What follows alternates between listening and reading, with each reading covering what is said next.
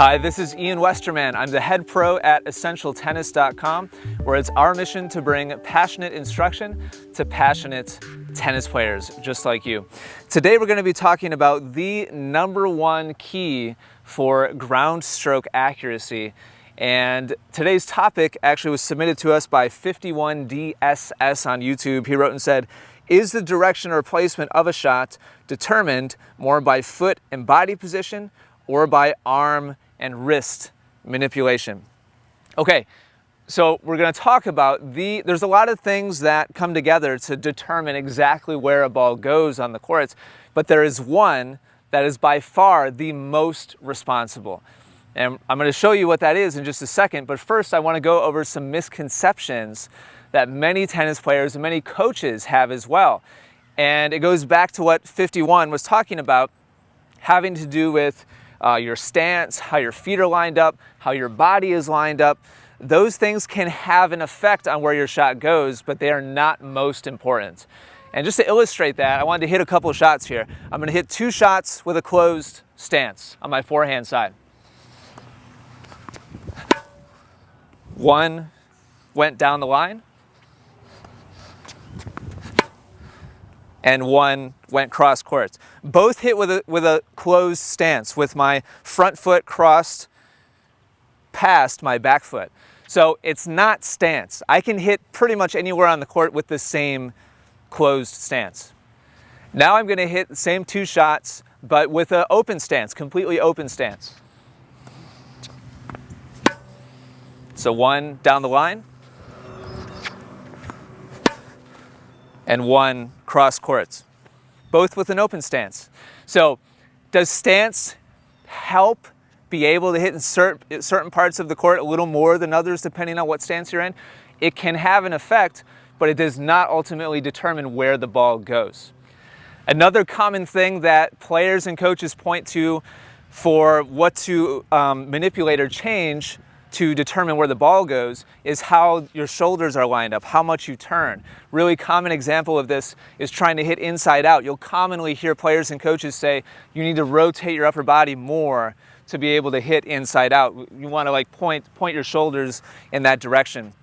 So what I'm going to do is hit 2 shots, both with the same stance and both setting up in the same way. And I'm going to hit in 2 different spots.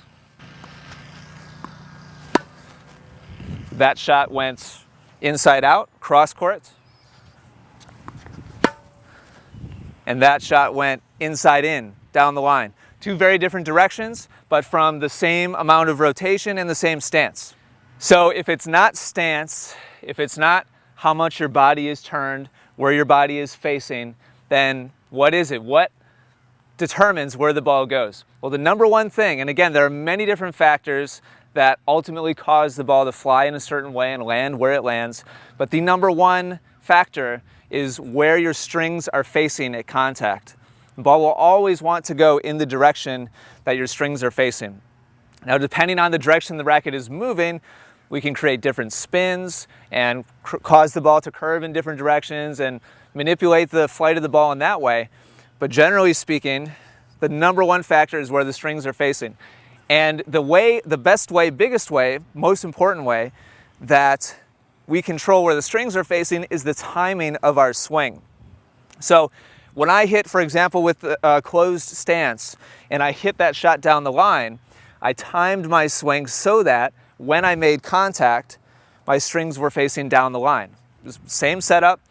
I began my swing in such a way that I made contact here. Now, beginning the swing earlier means that contact is made a little bit further in front, and that causes the strings to be angled cross court. So earlier timing, late timing, later timing. If I was late, then I would make contact further back, and the ball would go out in that direction. I would miss wide.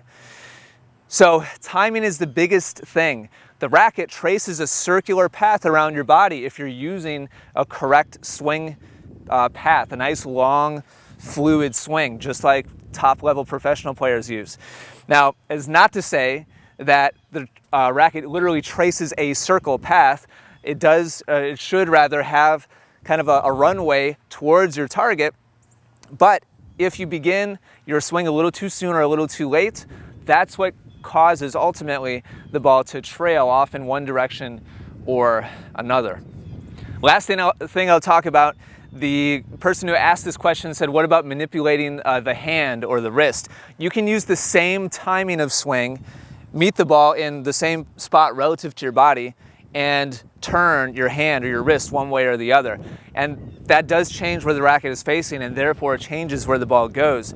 I would just simply say that you don't want to rely on that.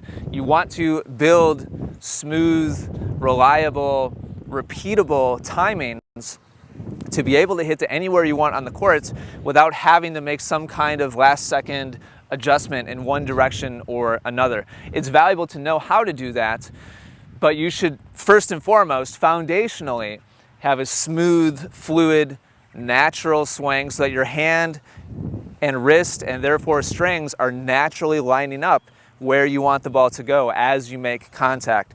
And there's no funny business necessary. Hopefully this makes sense to you. Hopefully I maybe cleared a few things up, a few misconceptions.